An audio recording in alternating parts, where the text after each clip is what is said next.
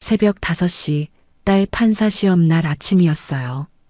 갈비탕을 그릇에 담아놓고 반찬을 가지러 돌아섰는데 시어머니가 유나 국그릇 위로 허리를 숙이고 뭔가를 쏟아넣고 있더라고요.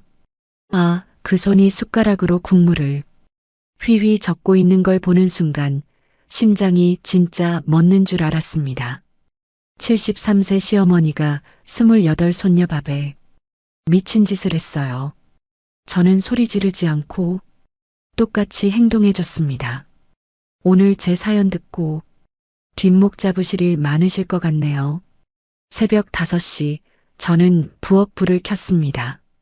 전날 밤부터 고아둔 갈비탕 냄비 뚜껑을 열자 하얀 김이 천장까지 올라갔습니다. 오늘은 유나의 판사 임용 결과가 나오는 날이었습니다. 저는 냄비를 가스불 위에 올리고 밥솥 뚜껑을 눌렀습니다. 냉장고에서 남을 반찬을 꺼내고 깍두기 통을 식탁 위에 올리고 국자를 꺼내 갈비탕을 저었습니다. 손이 바쁘게 움직이는데도 머릿속은 온통 유나 생각뿐이었죠. 로스쿨 3년 변호사 시험, 그리고 판사 임용까지. 그 긴 시간을 버텨온 아이에게 오늘 아침만큼은 따뜻한 국 한 그릇 제대로 먹이고 싶었습니다. 6시 30분쯤 저는 갈비탕을 개인 그릇에 덜어 식탁 위에 하나씩 놓았습니다. 유나 자리, 재훈이 자리, 시어머니 자리, 시아버지 자리, 도연 씨 자리. 5개의 국그릇을 올려놓고 깍두기와 나머지 반찬 그릇을 가지러 냉장고 쪽으로 돌아섰습니다. 그때였습니다. 냉장고 문을 열다가 반찬통 하나가 안쪽으로 밀려 들어가서 몸을 숙여 꺼내고 등을 펴면서 복도 쪽으로 고개를 돌렸습니다. 부엌 식탁이 비스듬히 보이는 각도였죠. 시어머니 강복래가 식탁 위로 허리를 숙이고 있었습니다. 유나 자리에 놓인 국그릇 위로 몸을 기울인 채 한 손에 쥔 무언가를 국물 위에 쏟아 넣고 있었습니다. 다른 손에 든 숟가락으로 국물을 휘휘 저었습니다. 저는 반찬통을 쥔 손이 굳어버렸습니다. 심장이 갈비뼈를 때리듯 쿵쿵 뛰기 시작했습니다. 시어머니가 고개를 들어 주위를 살피는 기척이 느껴졌습니다.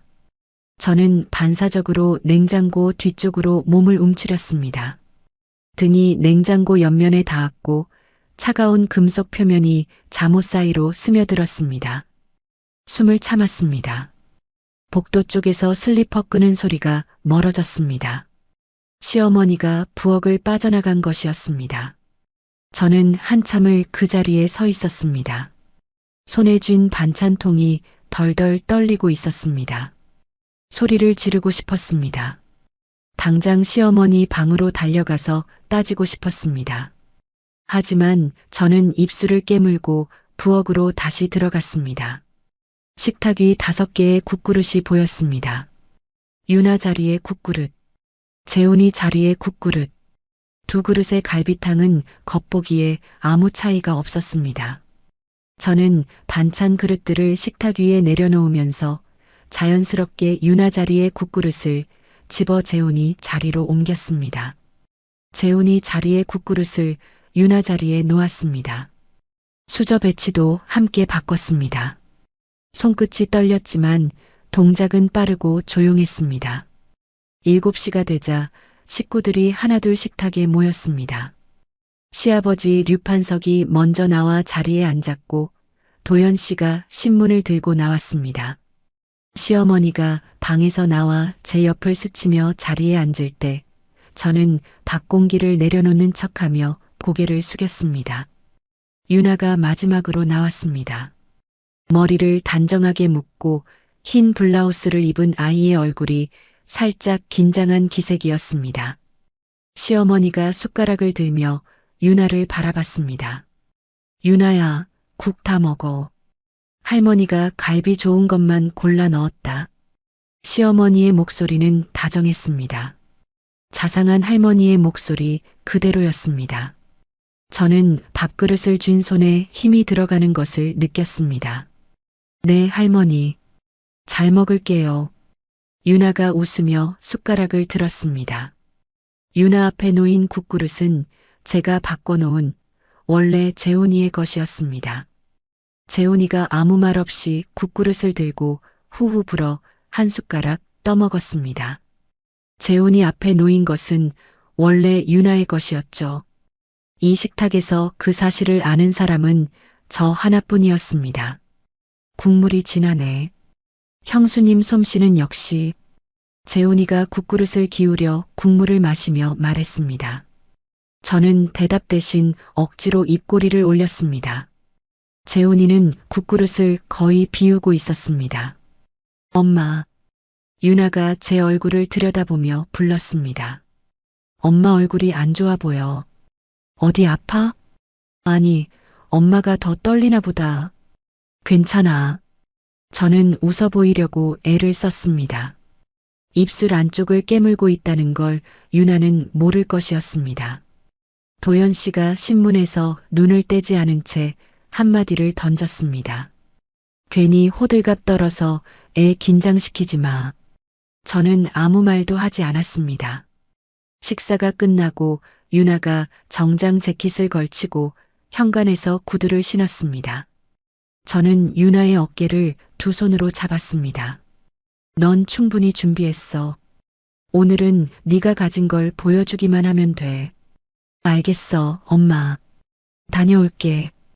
유나가 환하게 웃고 현관문을 나섰습니다. 뒤이어 재훈이가 양복을 차려입고 나왔습니다. 오늘 대기업 최종 면접이 있는 날이었죠. 어머니, 다녀오겠습니다. 재훈이가 허리를 숙여 인사했습니다. 시어머니가 현관까지 따라 나와 재훈이의 양복 어깨를 손바닥으로 톡톡 털어주었습니다. 오늘 꼭 붙어야 된다. 알겠지? 네, 걱정 마세요. 재훈이가 웃으며 문을 나섰습니다. 저는 식탁 앞에 서서 시어머니의 그 손을 바라봤습니다. 1시간 전 손녀의 국그릇에 무언가를 쏟아넣던 바로 그 손이었습니다. 주먹을 꽉 쥐었습니다. 손톱이 손바닥에 박히는 것도 모를 만큼. 두 사람이 나간 뒤 저는 식탁을 치우기 시작했습니다. 재훈이가 비운 국그릇을 설거지 더미에 넣지 않고 따로 빼서 랩으로 단단히 감쌌습니다. 냉장고 안쪽 깊숙한 곳에 밀어 넣었습니다. 설거지를 하다가 싱크대 아래를 살폈습니다. 배수구역 구석에 작은 약봉지 하나가 구겨져 있었습니다. 급하게 밀어 넣은 흔적이 그대로였죠. 저는 비닐장갑을 끼고 약봉지를 집어 올렸습니다. 봉지 표면에 제품명이 희미하게 찍혀 있었습니다. 지퍼백에 넣고 앞치마 주머니에 숨겼습니다. 화장실에 들어가 문을 잠그고 스마트폰을 꺼냈습니다. 떨리는 손가락으로 봉지에 적힌 제품명을 검색했습니다. 화면에 뜬 설명을 읽는 동안 저는 변기 뚜껑 위에 주저앉았습니다. 먹고 나서 1시간에서 2시간 안에 심한 배앓이와 설사를 일으키는 약이었습니다. 저는 스마트폰을 무릎 위에 내려놓고 천장을 올려다봤습니다. 눈앞이 흐려지는 것을 참으며 깊게 숨을 들이쉬었습니다. 약봉지를 앞치마에서 꺼내 안방 옷장 안쪽 제 핸드백 깊숙이 옮겨 넣었습니다. 그리고 부엌으로 돌아가 아무 일 없다는 얼굴로 남은 설거지를 계속했습니다. 설거지를 마치고 행주로 식탁을 닦는데 시계가 9시를 가리키고 있었습니다. 시어머니가 거실 소파에 앉아 TV를 보고 있었고 시아버지는 안방으로 들어간 뒤였습니다. 저는 부엌 의자에 앉아 물 한 잔을 마시며 가슴을 쓸어내리고 있었습니다. 거실에서 시어머니 핸드폰이 울렸습니다. 재훈아. 시어머니가 리모컨을 내려놓고 전화를 받았습니다. 저는 부엌에서 귀를 기울였습니다. 뭐라고? 시어머니의 목소리가 갑자기 높아졌습니다. 저는 부엌 문틈으로 거실을 내다봤습니다. 시어머니의 얼굴에서 핏기가 빠지고 있었습니다. 배가 아파? 지금 면접을 못 봤어? 시어머니가 소파에서 벌떡 일어섰습니다. 전화기를 쥔 손이 벌벌 떨리고 있었습니다. 화장실에서 못 나온다고?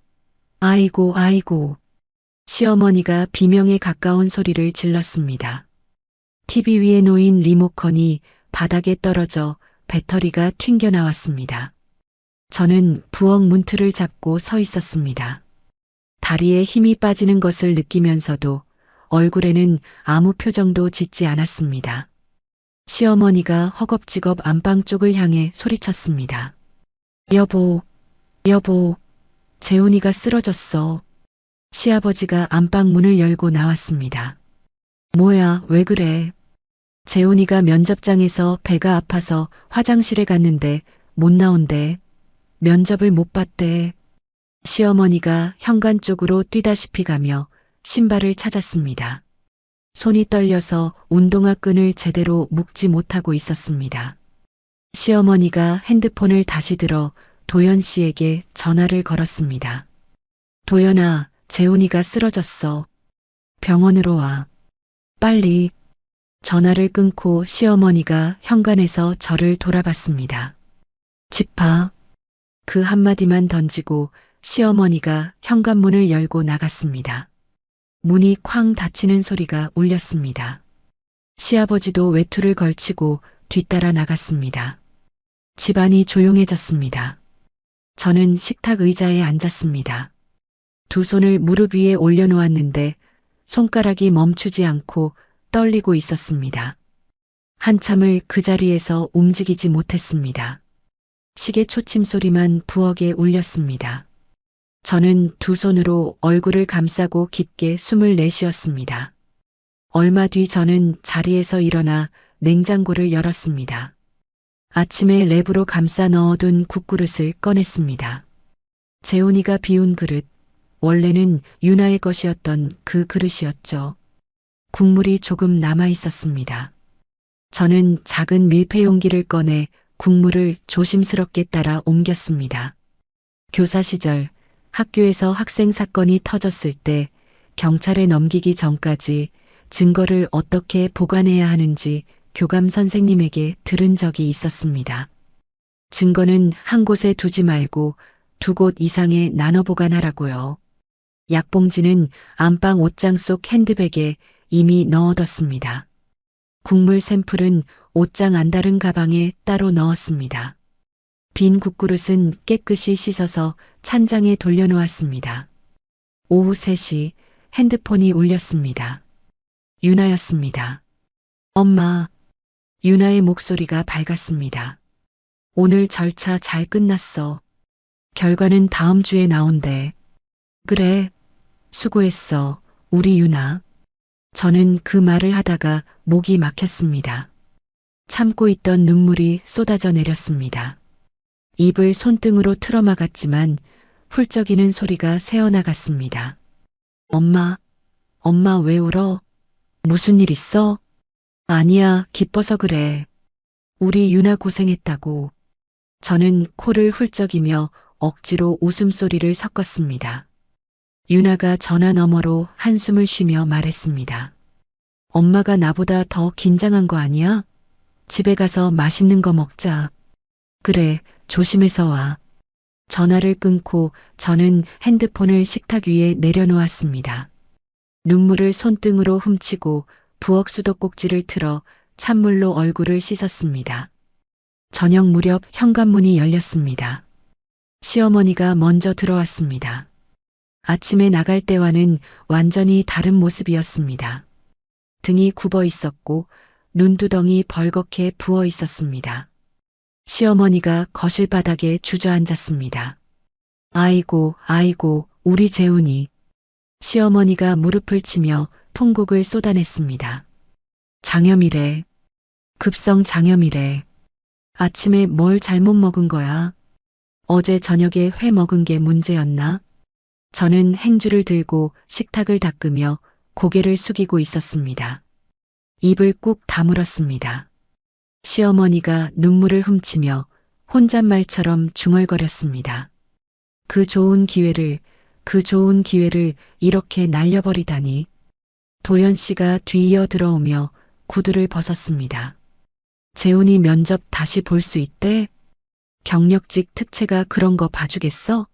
다 끝났어. 다 끝났다고. 시어머니가 다시 울음을 터뜨렸습니다. 도연 씨가 긴 한숨을 내쉬며 안방으로 들어갔습니다. 저를 한 번도 쳐다보지 않았습니다. 저는 행주를 개어 싱크대 위에 올려놓고 부엌 불을 껐습니다. 밤 9시쯤 유나가 집에 돌아왔습니다. 거실에서 눈이 부은 시어머니를 보고 유나가 놀라며 물었습니다. 할머니, 무슨 일이에요? 삼촌한테 무슨 일 있어요? 시어머니 대신 도연 씨가 안방에서 나와 대답했습니다. 재훈이가 면접 보다가 갑자기 배가 아파서 병원에 갔다. 면접 못 봤어. 삼촌 괜찮아요? 많이 아프세요? 유나가 진심으로 걱정하는 얼굴이었습니다. 저는 유나의 그 표정을 바라봤습니다. 이 아이는 아무것도 모르고 아무 잘못도 없이 누군가를 걱정하고 있었습니다. 그날 밤 저는 잠이 오지 않았습니다. 도연 씨 옆에 누워 천장을 올려다보며 생각을 멈출 수가 없었습니다. 옷장 안에 넣어둔 약봉지와 국물 샘플, 그것을 언제, 어떻게, 누구에게 보여야 하는지 밤새 뒤척이며 답을 찾으려 했지만 쉽게 결론이 나지 않았습니다. 다음 날 아침부터 저는 한 가지를 바꿨습니다. 매 끼니 식탁 위 모든 그릇을 제가 직접 세팅했습니다. 시어머니가 부엌에 들어오면 자연스럽게 옆에 붙어 서서 같이 움직였습니다. 티를 내지 않으면서 같은 일이 다시는 일어나지 않도록 조용히 지켰습니다.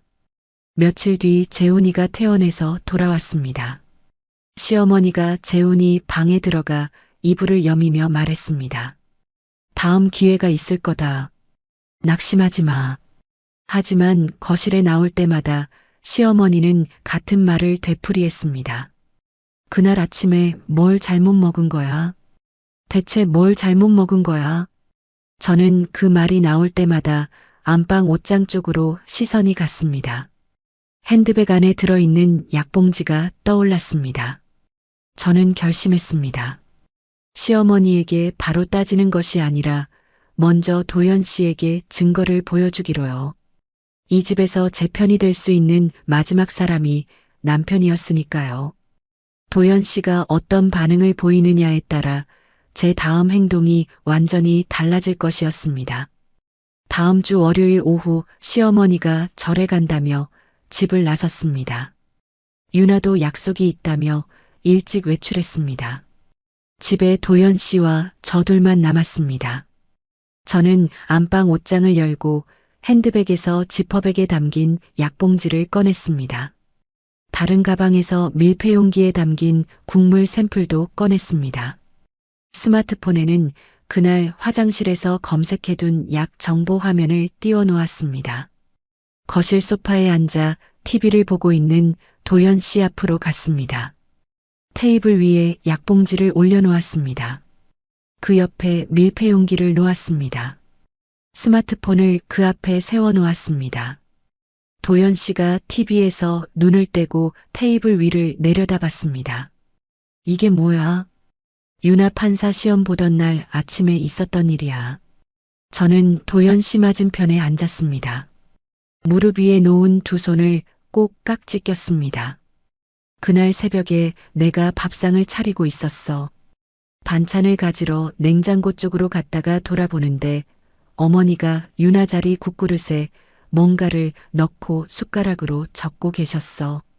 도연 씨의 눈이 테이블 위 약봉지로 갔다가 제 얼굴로 돌아왔습니다.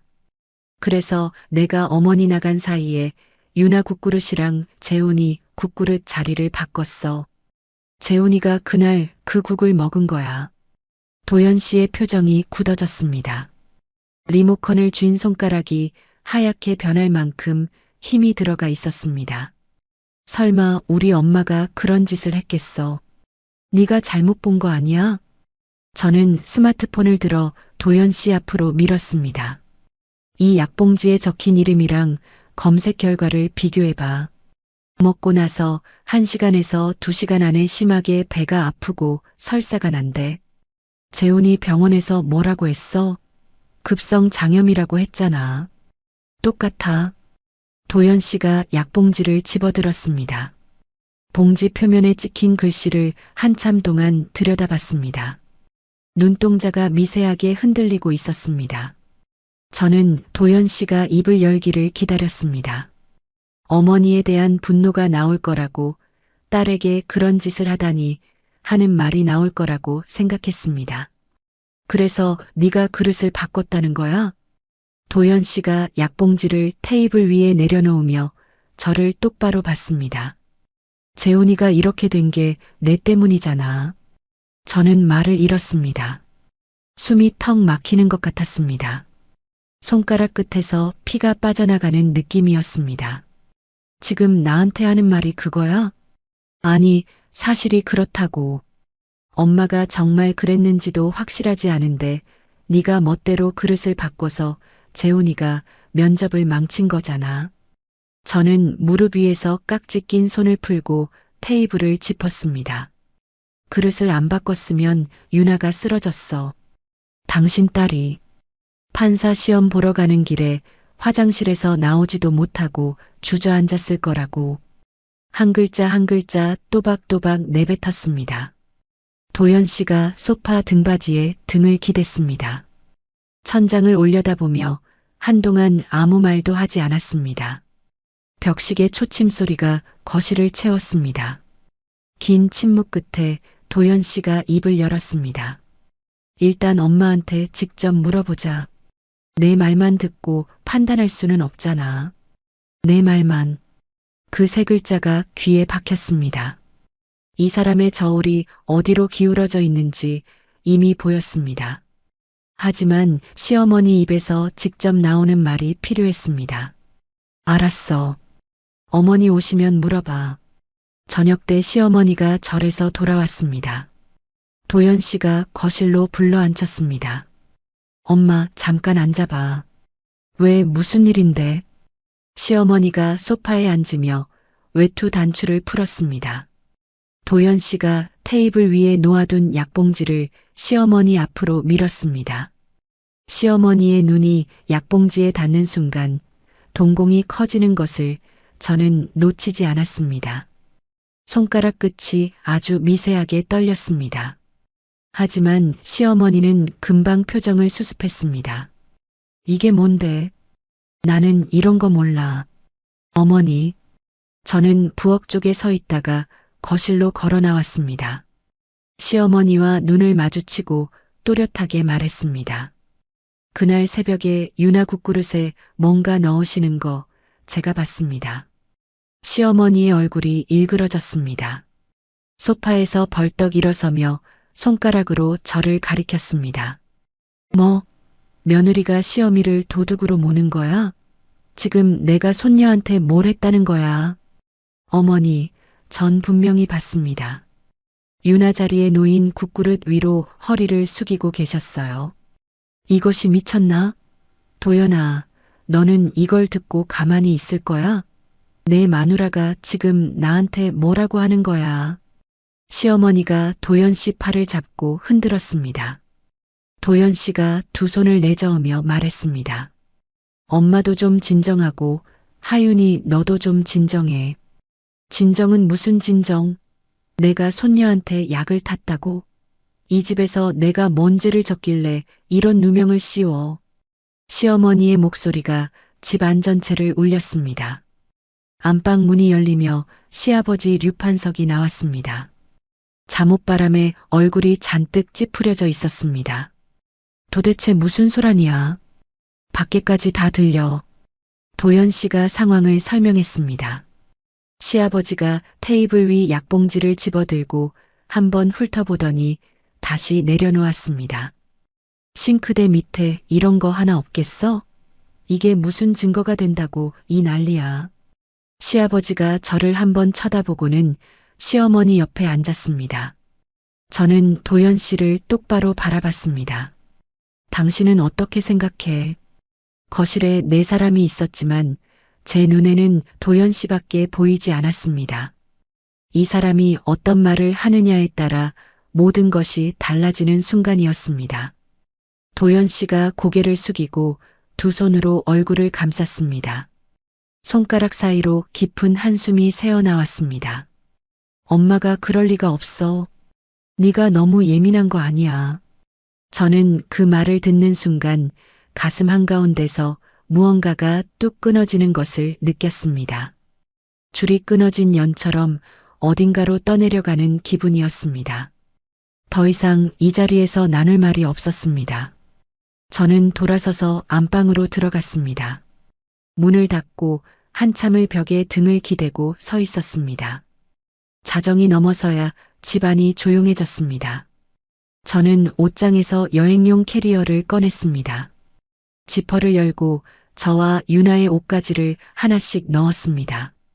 속옷, 세면도구, 유나의 정장 한 벌. 소리가 나지 않게 천천히 움직였습니다.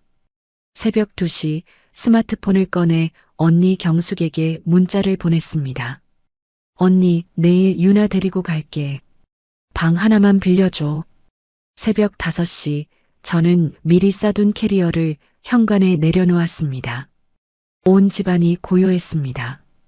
도연 씨는 거실 소파에서 잠들어 있었고 안방에서는 시아버지의 코 고는 소리가 새어나왔습니다. 유나의 방문을 조용히 열었습니다. 유나가 이불 위에 앉아 있었습니다. 잠을 설친 얼굴이었습니다. 저와 눈이 마주치자 유나는 아무 말 없이 침대에서 내려와 옷장에서 가방을 꺼냈습니다. 둘 다 말이 없었습니다. 신발을 신는 소리조차 내지 않으려고 운동화 뒤축을 손으로 잡아 올렸습니다. 현관문 잠금 장치를 천천히 돌리고 문을 열고 문을 닫았습니다. 복도에 나서자 새벽 공기가 얼굴에 닿았습니다. 저는 캐리어 손잡이를 쥐고 엘리베이터 버튼을 눌렀습니다. 유나가 제 옆에 서서 아파트 현관문 쪽을 한번 돌아봤습니다. 저는 돌아보지 않았습니다. 수원 경숙 언니 아파트에 도착한 것은 아침 7시가 넘어서였습니다. 언니가 현관문을 열자마자 제 얼굴을 보고 입술을 꽉 다물었습니다. 들어와. 밥부터 먹어. 언니가 캐리어를 받아 안쪽으로 끌고 들어갔습니다. 유나가 고개를 숙이며 인사했습니다. 이모, 갑자기 와서 죄송해요. 죄송하긴.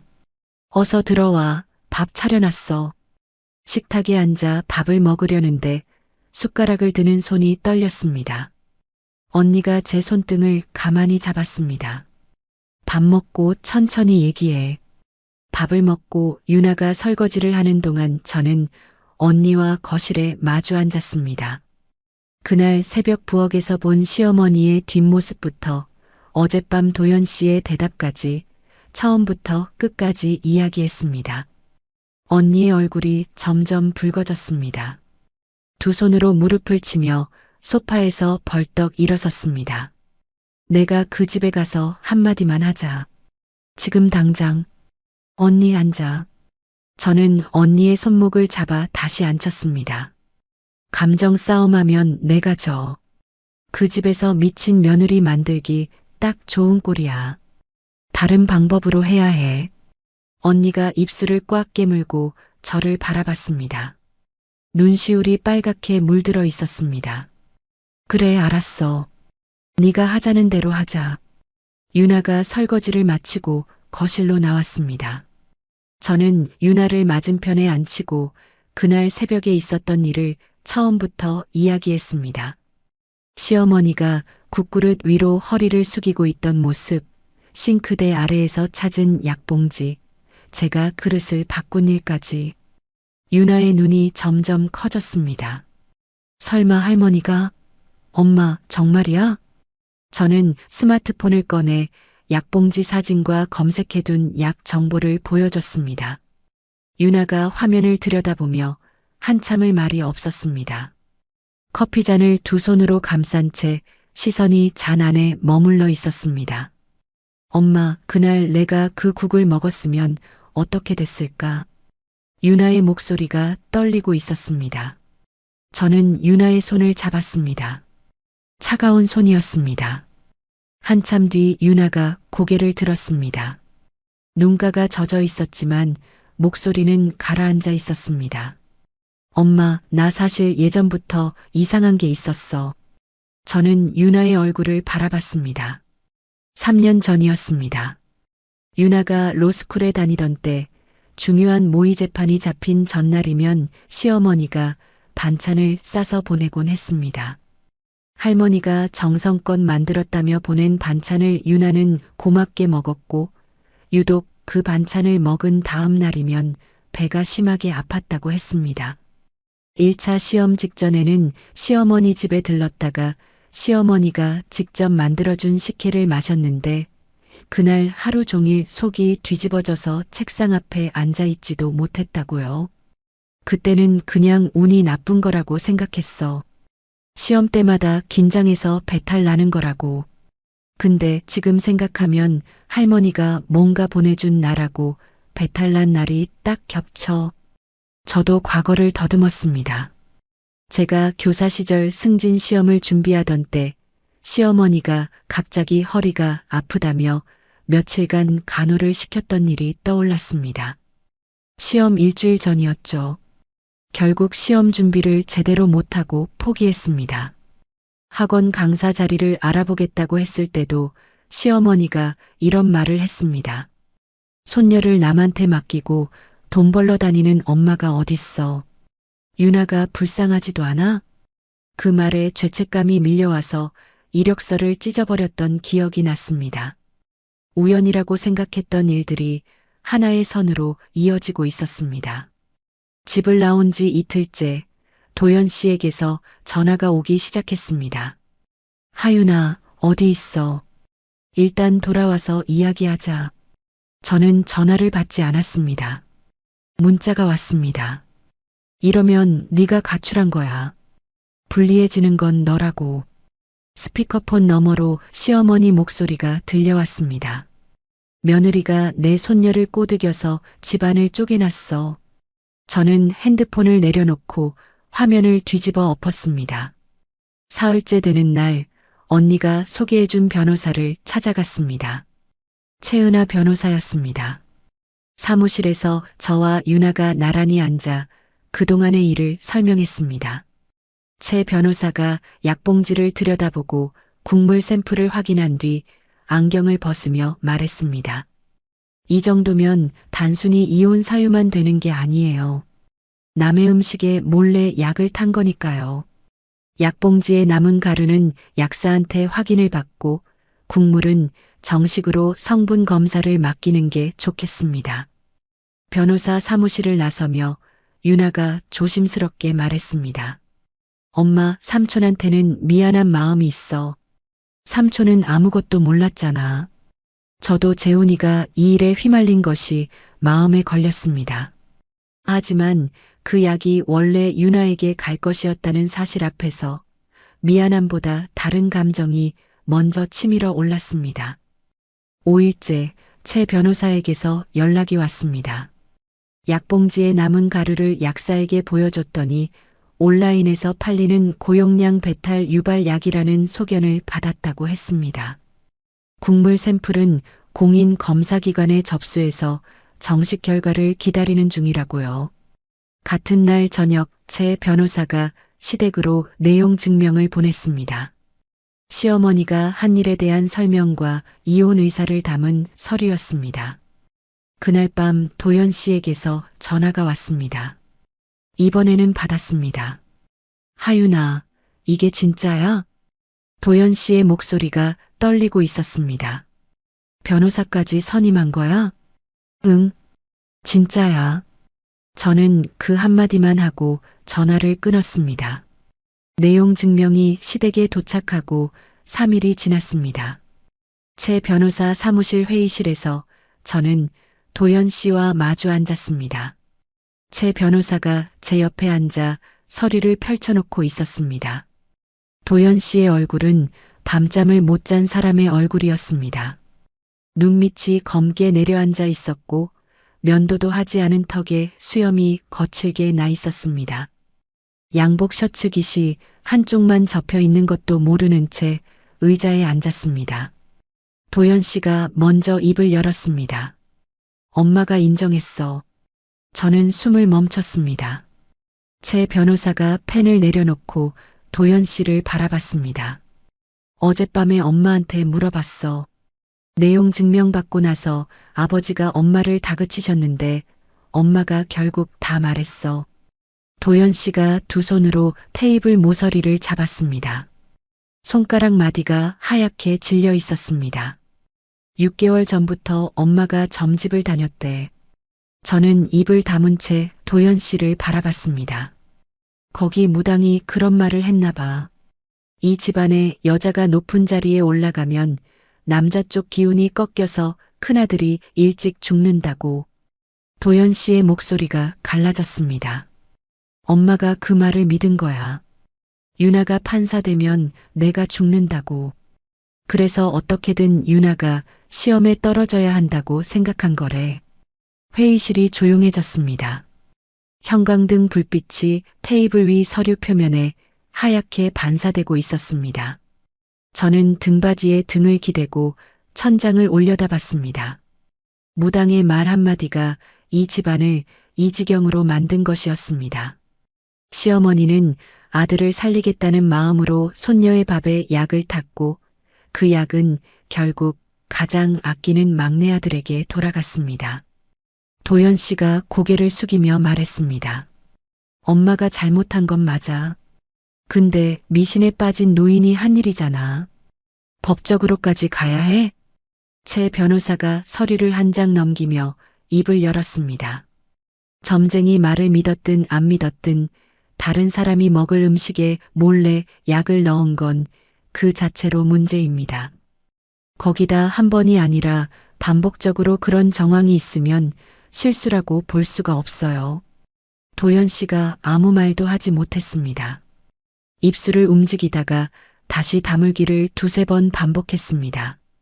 저는 도연 씨를 바라보며 말했습니다. 나는 경찰에 신고하는 데까지는 가고 싶지 않아. 하지만 이혼은 할 거야. 도연 씨의 눈에 물기가 번졌습니다. 두 손으로 얼굴을 감싸며 한참을 그 자세로 있다가 손가락 사이로 목소리가 새어나왔습니다. 유나한테도 나는 아빠잖아. 유나한테 약을 탄 사람 편을 든 순간에 당신이 스스로 그 자격을 내려놓은 거야. 도연 씨의 손이 얼굴에서 떨어졌습니다. 입술이 파르르 떨렸지만 아무 말도 나오지 않았습니다. 회의가 끝나고 도연 씨가 먼저 문을 열고 나갔습니다. 복도에서 도연 씨의 구두 소리가 점점 멀어졌습니다. 최 변호사가 서류를 정리하며 말했습니다. 남편분이 직접 시어머니의 자백 내용을 전해준 거, 이혼 소송에서 아주 중요한 부분이에요. 저는 고개를 끄덕이면서도 다른 것이 머릿속에 남아 있었습니다. 도연 씨가 어머니의 말을 전달하기만 했다는 사실이요. 자기 입으로 미안하다는 말 한마디 하지 않았습니다. 그게 성분 분석 결과보다 약사 소견서보다 더 깊이 가슴에 박혔습니다. 그 시각시댁에서는 시어머니가 동네 사람들과 친척들에게 전화를 돌리고 있었다고 합니다. 경숙 언니가 시댁 근처 지인을 통해 들은 이야기였습니다. 며느리가 정신이 나가서 가출했어. 손녀까지 끌고 나갔다니까. 시아버지도 친척 모임에서 저를 비난하고 있었다고요. 며느리가 집안을 쪼개놓고 도망쳤어. 언니가 전화로 그 얘기를 전해줄 때 저는 웃음이 나올 뻔했습니다. 손녀 국에 약을 탄 사람이 피해자 행세를 하고 그걸 본 사람이 도망친 사람이 되는 거였으니까요. 저는 언니의 도움으로 수원에서 작은 원룸을 구했습니다. 유나와 함께 짐을 옮기고 열쇠를 받은 날 언니가 보증금 영수증을 제 손에 쥐어주며 말했습니다. 당분간 월세는 내가 도와줄 테니까 그것 때문에 걱정하지 마. 고마웠습니다. 47에 언니 손을 빌려야 한다는 것이 고맙기도 하고 가슴 한쪽이 쓰리기도 했습니다. 원룸에 짐을 풀고 며칠 뒤 최 변호사에게서 연락이 왔습니다. 검사기관에서 국물 샘플의 성분 분석 결과가 나왔다고요. 배탈을 일으키는 약의 주요 성분이 검출되었다는 공식 보고서였습니다. 시어머니가 한 일이 물증으로 완전히 확인된 겁니다. 최 변호사가 그 보고서와 약사 소견서, 약봉지 실물, 윤아의 진술서를 한데 묶어서 법원에 이혼 소송 서류를 접수했습니다. 시댁에도 소송 서류가 발송됐습니다. 그날 저녁 도연 씨에게서 문자가 왔습니다. 만나자. 제발. 저는 핸드폰을 들고 한참을 화면을 바라보다가 답을 보냈습니다. 만날 거면 변호사 동석하에 만나겠어. 핸드폰을 내려놓자 윤아가 옆에 와서 아무 말 없이 제 손을 잡았습니다. 따뜻한 손이었습니다. 저는 이 좁은 원룸 창밖으로 보이는 가로등 불빛을 바라봤습니다. 그 넓은 시댁집보다 여기가 숨쉬기 편했습니다. 소송 서류를 접수하고 열흘이 지난 오후였습니다. 저는 원룸 부엌에서 저녁 준비를 하고 있었습니다. 양파를 썰다가 핸드폰이 울렸습니다. 윤아였습니다. 엄마. 윤아의 목소리가 떨리고 있었습니다. 나 합격했어. 법원 홈페이지에 이름 떴어. 엄마, 나 판사 됐어. 칼을 내려놓았습니다. 도마 위에 반쯤 썬 양파가 그대로 있었습니다. 저는 핸드폰을 귀에 댄 채 한동안 움직이지 못했습니다. 엄마, 엄마 거기 있어? 있어. 여기 있어. 그 말밖에 나오지 않았습니다. 목이 조여서 다른 말이 올라오지 않았습니다. 현관문이 열리는 소리가 났습니다. 윤아가 신발도 제대로 벗지 않은 채 부엌으로 뛰어들어왔습니다. 저를 와락 안았습니다. 엄마, 나 해냈어. 윤아의 어깨가 들썩이고 있었습니다. 저는 윤아의 등을 두 손으로 감싸 안았습니다. 다리에 힘이 풀려서 두 사람이 함께 좁은 거실 바닥에 주저앉았습니다. 얼마나 그렇게 앉아 있었는지 모릅니다. 윤아가 먼저 고개를 들고 제 얼굴을 손으로 닦아줬습니다. 엄마, 코 빨개졌어. 너도 빨개. 둘 다 웃음이 터졌습니다. 부엌 바닥에 앉아서 웃고 울고를 반복했습니다. 윤아의 합격 소식은 빠르게 퍼졌습니다. 경숙 언니를 통해 시댁 쪽 이야기를 들었습니다. 시어머니가 소식을 듣고 방에 틀어박혀 며칠째 나오지 않는다고 했습니다. 자기가 막으려 했던 일이 결국 일어났고 대신 아끼는 아들 재훈이의 면접만 망친 꼴이 된 거였죠. 합격 발표 이틀 뒤 생각지 못한 전화가 왔습니다. 재훈이었습니다. 형수님. 재훈이의 목소리가 조심스러웠습니다. 형한테 다 들었어요. 어머니가 하신 일이 맞다면 정말 죄송합니다. 저는 창가에 서서 전화기를 꼭 쥐고 있었습니다. 제 면접이 날아간 게 형수님 잘못이 아니라 어머니 잘못이라는 거 이제 알겠어요. 형수님한테 억울한 마음 씌운 것 같아서 전화드렸습니다. 가족 중에서 처음 듣는 사과였습니다. 도연 씨도 시아버지도 시어머니도 하지 못한 말을 재훈이가 먼저 건넨 거였습니다. 재훈아, 네가 이렇게 말해줘서 고맙다. 너한테도 미안한 마음은 있어. 전화를 끊고 한참을 창밖을 바라봤습니다. 시어머니의 과한 사랑 안에서 30세까지 제대로 서보지 못한 사람이 재훈이었습니다. 이번에도 어머니 때문에 휘말린 건 재훈이었고요. 하지만 그렇다고 제가 돌아갈 이유가 되지는 않았습니다. 며칠 뒤 언니에게서 또 소식이 왔습니다. 재훈이가 면접 실패 이후 초조한 마음의 지인 소개로 온라인 유통사업에 투자했는데 그게 사기로 드러나서 수천만 원의 빚을 졌다고 했습니다. 시어머니가 재훈이 빚을 갚겠다고 노후에 모아둔 적금까지 깨고 있다는 얘기도요. 그러면서도 복래 씨가 뭐라는 줄 알아? 재훈이가 이렇게 된 것도 다 며느리 때문이래. 언니가 전화기 너머로 혀를 찼습니다. 끝까지 남 탓이야, 끝까지. 저는 더 이상의 미련을 접었습니다. 이혼 소송에만 집중하기로 했습니다. 소송 준비와 함께 저는 일자리를 찾기 시작했습니다. 언니가 수원에 있는 국어학원 하나를 소개해 줬습니다. 이력서를 들고 학원장을 만났습니다. 학원장이 이력서를 훑어보며 물었습니다. 중학교에서 국어 가르치셨네요. 경력이 좋은데 왜 이렇게 오래 쉬셨어요? 가정 사정이 있었습니다. 학원장이 잠깐 저를 바라보더니 고개를 끄덕였습니다. 시범 수업 한번 해보시겠어요? 시범 수업을 마치고 주 3일 강사 자리를 받았습니다. 학생들 앞에 선 첫날, 칠판 앞에 서는 순간 잊고 있던 감각이 손끝부터 살아나는 것을 느꼈습니다. 교과서를 펼치고 아이들 얼굴을 하나하나 훑어보는데 교단에 서던 시절의 저로 돌아간 것 같았습니다. 수업을 마치고 빈 교실에서 칠판을 지우는데 문득 이 평범한 일상이 얼마나 오랫동안 제 것이 아니었는지 실감이 밀려왔습니다. 학원 일을 시작하고 일주일쯤 지났을 때 유나에게서 사진 한 장이 왔습니다. 판사 임관식 안내문을 찍은 사진이었습니다. 사진 아래에 메시지가 붙어 있었습니다. 엄마, 첫 번째 초대장은 엄마 거야. 학원 복도에서 그 사진을 보고 있는데 옆을 지나가던 동료 강사가 멈춰 섰습니다. 선생님, 좋은 소식이에요? 제 얼굴에 웃음이 번져 있었나 봅니다. 네, 아주 좋은 소식이에요. 그날 밤 유나와 원룸에서 나란히 누웠습니다. 천장을 보며 유나가 말했습니다. 엄마, 나 판사 되면 첫 월급으로 엄마 이름으로 된 집 계약할 거야. 그건 내 돈이야.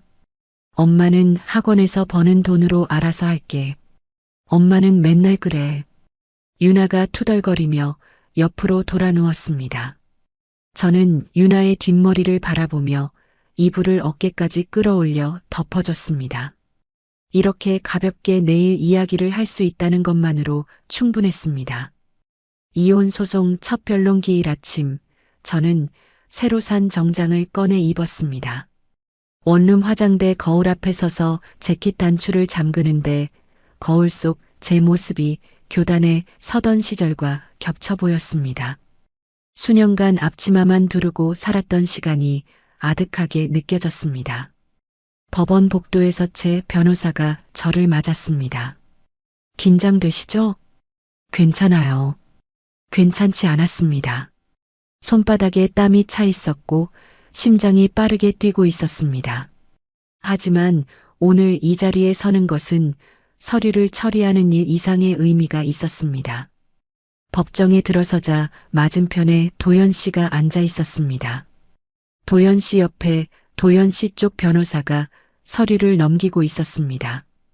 도연 씨와 눈이 마주쳤지만 서로 고개를 돌렸습니다. 도연 씨 쪽 변호사가 먼저 말문을 열었습니다. 시어머니의 행위는 무속인의 말에 현혹된 일시적인 판단 착오에 불과합니다. 또한 원고가 임의로 국그릇을 바꾼 행위에도 잘못이 있습니다. 제 변호사가 준비한 서류를 하나씩 꺼냈습니다.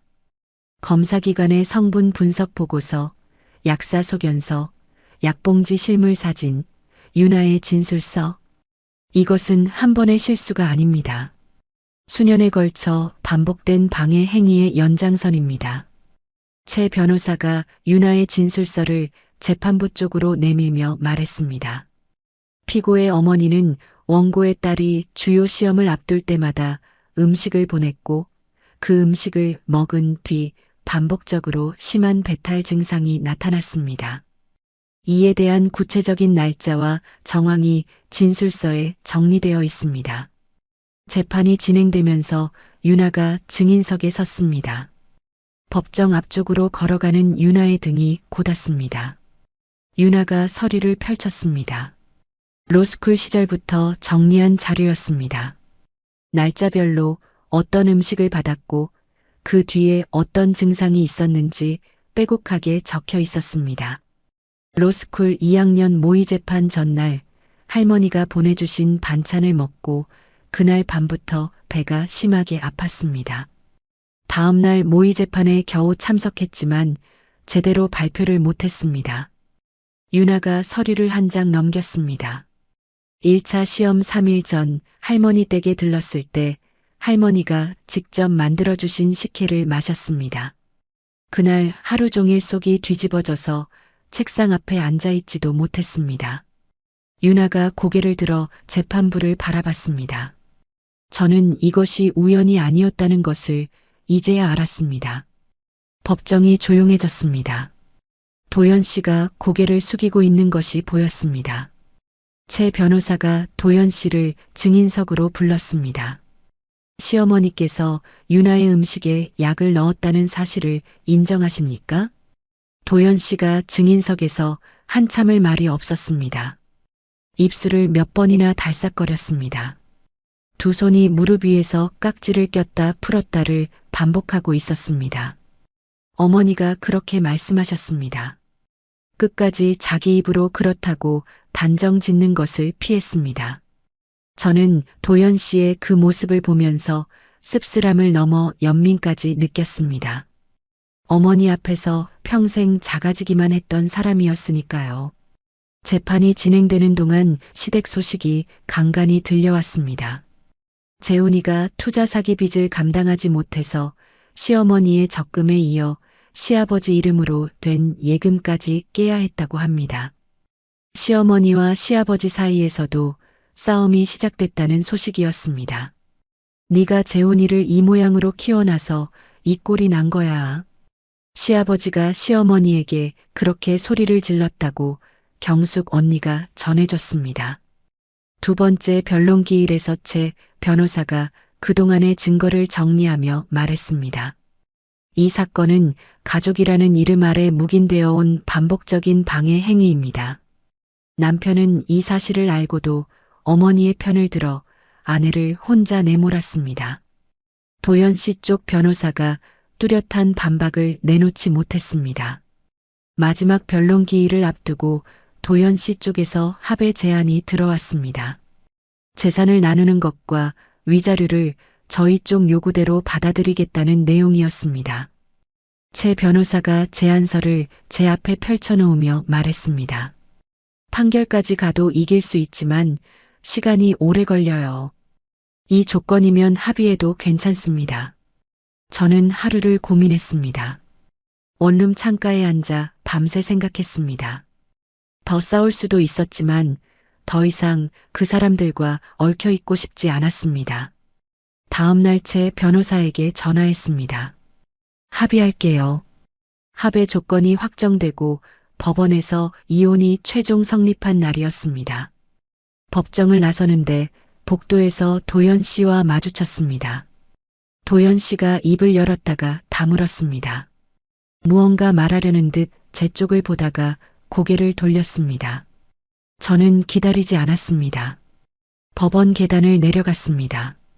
계단 아래에서 유나와 경숙 언니가 서 있었습니다. 언니가 저를 보자마자 물었습니다. 끝났어? 끝났어. 유나가 제 팔을 잡았고 언니가 반대쪽 팔을 잡았습니다. 세 사람이 법원 앞길을 걸었습니다. 저녁에 경숙 언니 집에서 셋이 밥을 먹었습니다. 언니가 찌개를 끓이고 유나가 밥을 퍼왔습니다. 소박한 식탁이었지만 배가 부르도록 먹었습니다. 유나가 숟가락을 내려놓으며 말했습니다. 엄마, 나 첫 발령지 나왔어. 어디? 수원. 저는 유나의 얼굴을 바라봤습니다. 우연인지 유나가 골라서 그런 건지 묻지 않아도 알 수 있었습니다. 그럼 밥 자주 해줄 수 있겠네. 유나가 웃었습니다. 언니가 찌개를 한 숟가락 더 떠서 제 그릇에 넣어주며 말했습니다. 잘 됐다. 이제 좀 살아보자. 이혼이 성립되고 2달이 지났습니다. 재산 분할로 받은 돈과 학원 강사 월급을 합쳐서 수원에 작은 아파트를 얻었습니다. 이사 당일 짐을 나르던 사람들이 돌아가고 텅 빈 거실에 혼자 서 있었습니다. 손에 들린 것은 전세 계약서였습니다. 계약서 감난에 정하윤이라고 적혀 있었습니다. 제 이름이 들어간 집 계약서를 쥐어본 것은 47년 만에 처음이었습니다. 한참을 그 자리에 서서 계약서를 들여다보고 있었습니다. 야, 짐이나 풀어. 경숙 언니가 뒤에서 제 등을 탁 쳤습니다. 상자 2개를 양팔에 끼고 들어온 언니가 거실 한가운데 상자를 내려놓으며 두리번거렸습니다. 작지만 깨끗하네. 괜찮다. 언니 고마워. 고마운 건 나중에 밥으로 갚아. 짐부터 풀자. 언니와 둘이서 상자를 하나씩 뜯고 그릇을 찬장에 넣고 이불을 방에 깔았습니다. 저녁 무렵 유나가 퇴근하고 와서 커튼을 달아줬습니다. 학원 강사 일은 점점 자리가 잡혀갔습니다. 아이들이 수업이 끝나고 교탁 앞에 몰려와서 질문을 쏟아냈습니다. 선생님, 이 문장에서 주어가 뭐예요?